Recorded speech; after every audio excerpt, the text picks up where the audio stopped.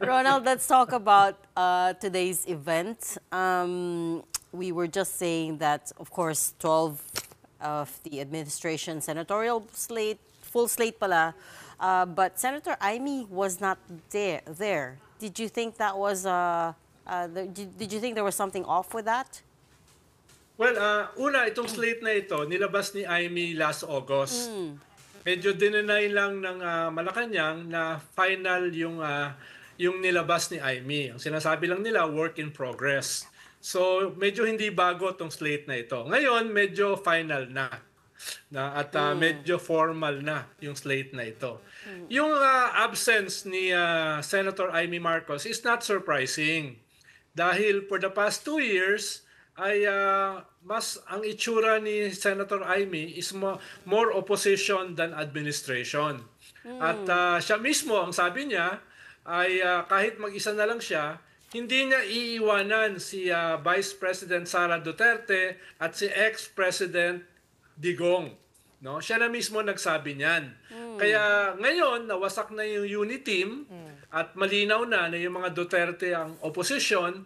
Tingin ko at this point ay kahit nasa administration slate si Amy, hindi naman ako naniniwala dun sa half joke ni President Bongbong na wala siya dyan dahil nauna na siyang nangangampanya. Tingin ko yung kanyang absence dyan is pregnant with meaning. At the very least, tingin ko si Senator Amy ay namamangka sa dalawang ilog. Namamangka siya sa administrasyon at namamangka rin siya sa Duterte. Sa administrasyon, mahalaga na nandun siya para mas tumaas yung chance niya na manalo. Pag ikaw kasi nasa administration slate during a midterm election, nadadagdagan ka ng chances at the very least 15 to 20% chance na manalo. Pero at the same time, malinaw naman yung kanyang political friendships with the Duterte. Kaya yun yung kanyang sitwasyon. Medyo delikado yan for Senator Amy. Dahil pag namamangka ka sa maraming ilog, baka lumubog yung bangka mo. Yeah. Yun yung danger na kinakaharap niya. What do you mean by that in this context? I mean, she is a Marcos. Paano lulubog yung bangka niya? Well, Marcos ka, pero bumabanat ka sa iyong kapatid, bumabanat ka sa administrasyon, bumabanat ka sa speaker, bumabanat ka sa first lady, yung mga yan ang magpapatakbo ng makinarya. Yung mga yan ang magpapatakbo ng kampanya. Kaya hindi ka nakakasigurado kung halimbawa, usually yan, sa dulo, nakalagay ka ba sa sample ballot? No? Baka manganib ka ron. Nangyayari kasi yan yung laglagan. No? Naglalaglagan naman talaga yung mga koalisyon Kaya hindi malayo na kung ikaw ay patuloy na babanat dun sa slate na kasama ka, dun sa administrasyon na kasama ka, delikado ka. Yeah. Don't you In a way, si Mayor Baste, si Panelo, na nandun sa Duterte camp, bumabanat din sa kanya. Kine-question din yung kanyang loyalty. Yeah. Yun yung sinasabi ko na delikado. Kung questionin nung sinasamahan mo na dalawang ilog, yung iyong loyalty. Saan ka ba talaga loyal? Don't you think that this might hurt her image with the Duterte supporters? Kasi just 2 days ago, si Vice President Sara Duterte was saying that hindi naman sila friends ni President Marcos. Ang friend lang naman talaga niya since 2012 was Senator Amy. And 2 days later or 3 days later, here she is on the administration ticket, right? So, do you think this might hurt her image with the Duterte supporters? Exactly. At syempre, nandun ka sa administration slate, tapos mortal na kaaway ng mga Duterte yung administrasyon. So yung mga botante, yung mga loyalist ng mga Duterte, magdadalawa o tatlong isip kung nasaan ka ba talaga. Ganon din naman yung mga nasa administration slate. Dahil patuloy kang nakadikit doon sa kanilang mortal na kaaway, tapos nandun ka sa slate nila, no? Ay medyo maapektuhan kanyan. As can be seen in previous elections, maapektuhan kanyan doon sa administration slate. Lalo na kung hindi ka naman nasa top 6. Kung nandun ka sa last 6, Yung last 6 kasi sa survey, yun yung usually naapektuhan, yung pwede pang matalo. At sa mga surveys na nakita ko, wala naman sa top 6 si Amy. Okay, let's go to some members of the senatorial slate of the alliance. For example, Francis Tolentino, galing siya sa PDP Laban at lumipat siya dito sa PFP. Kanina nakikinig kasi ako sabi nyo tinanggal siya, pero sa mga press release umalis siya because of misalignments when it comes to the West Philippine Sea. Oh, what did you hear about that? Well, ang tingin ko ay whether siya ay umalis o tinanggal, nagsimula na yung differences niya last year doon sa kanyang partido, yung PDP Laban ng mga Duterte. Especially dito sa usapin ng West Philippine Sea, hindi naman kaila sa atin na very pro-China yung mga Duterte. At si Francis Tolentino last year nagsimulang maging critical sa China, lalo na sa aggression nila sa West Philippine Sea. Pero dumistansya rin siya dun sa tokhang ng Duterte administration. No? Inamin niya na may mga violations din ng human rights na nangyari. So, nagsisimula na siyang kumalas at na-formalize yan early this year.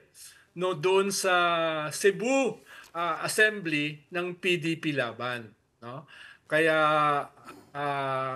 yun yung naging problema ni Francis. Ang problema ni Francis, medyo sa survey, ay hindi siya pasok sa 12. At least in some surveys. In some surveys, pasok siya, nasa bingit, pero in other surveys, nasa labas siya. So, ang tingin ko ay very pragmatic din yung kanyang desisyon na sumama sa administrasyon.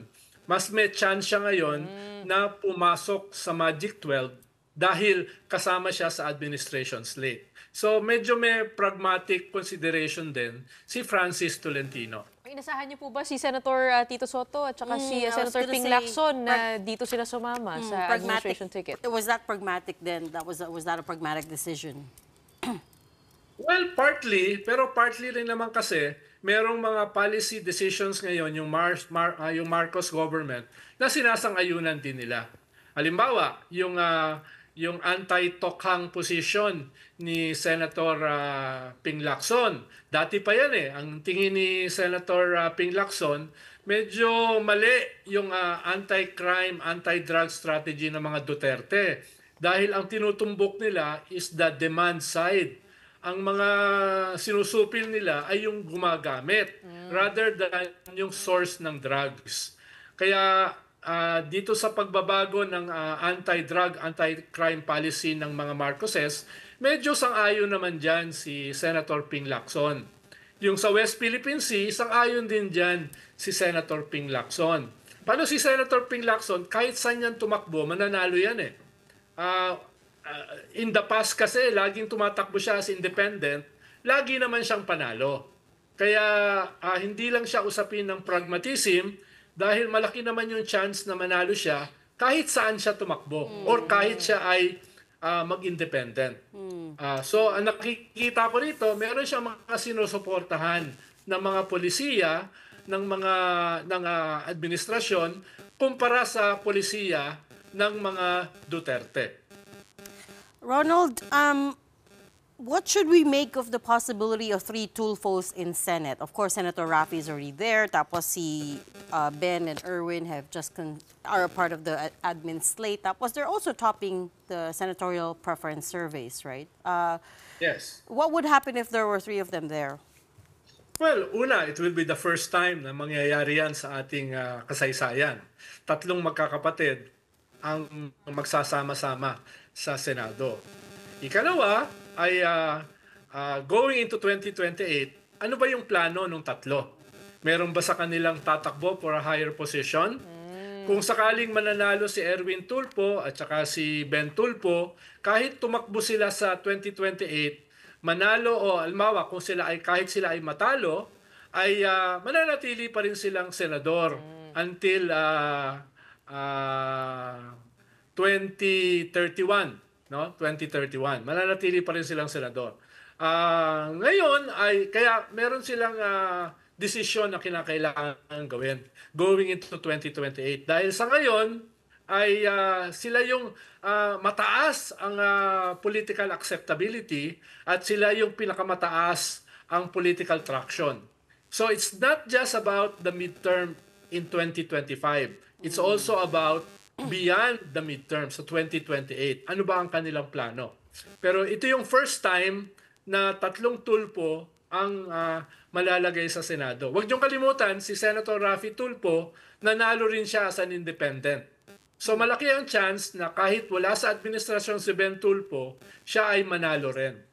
Son of Marawi. Ben Tulfo. Yes. Okay, Ronald, how about the Dutertes? I mean, do we still see them running for a seat in the Senate? Because it was back in June, when Vice President Sara Duterte said that her father, the former president, as well as her brothers, are raring to run for the Senate. So do we still see that happening? Should we be watching out for that in next year's midterm elections? Nung sinabi ni Sara yon ay ang sinabi ko ay malamang hindi yun mangyari. Una ay hindi iiwanan ng mga Duterte yung kanilang bailiwick sa Davao. No, hindi nila iiwanan yan. So, at the very least ay merong isang Duterte na may iwan diyan sa Davao. Ikalawa, yung mga Duterte ay medyo bumababa sa surveys. Halimbawa, mismo si Digong ay nagna-number 11 ngayon sa surveys. No? At yung dalawang Duterte, si Baste at saka si Pulong, ay malayo dun sa Magic 12. No? So, hindi ko nakikita na yung sinabi ni Vice President Sara Duterte na 3 tulpo ang tatakbo sa Senate ay mangyayari. Baka isa. Pero You mean 3 definitely, Duterte, not Tulfo? yeah. Baka isang Duterte tatakbo. Even that, hindi pa sila sigurado. Dahil hindi nga nagre-rate ng mataas yung mga Duterte sa Senado. At least sa mga surveys. No? Kaya tingin ko ito lang yung estilo ng mga Duterte. Yung tinatawag kong method in the madness. Pag sila ay nako-corner, sila ay defensive, sila ay nakasandal sa pader, minabago nila yung narrative. Yun yung ginawa ni Vice President Sara nung sinabi niya na 3 Duterte ang tatakbo kahit alam ni Sara na hindi mangyayari yon.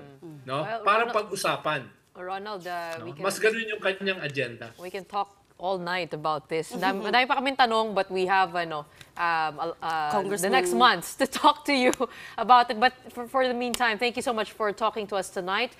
Our resident political pundit, former presidential advisor for political affairs, Ronald Llamas.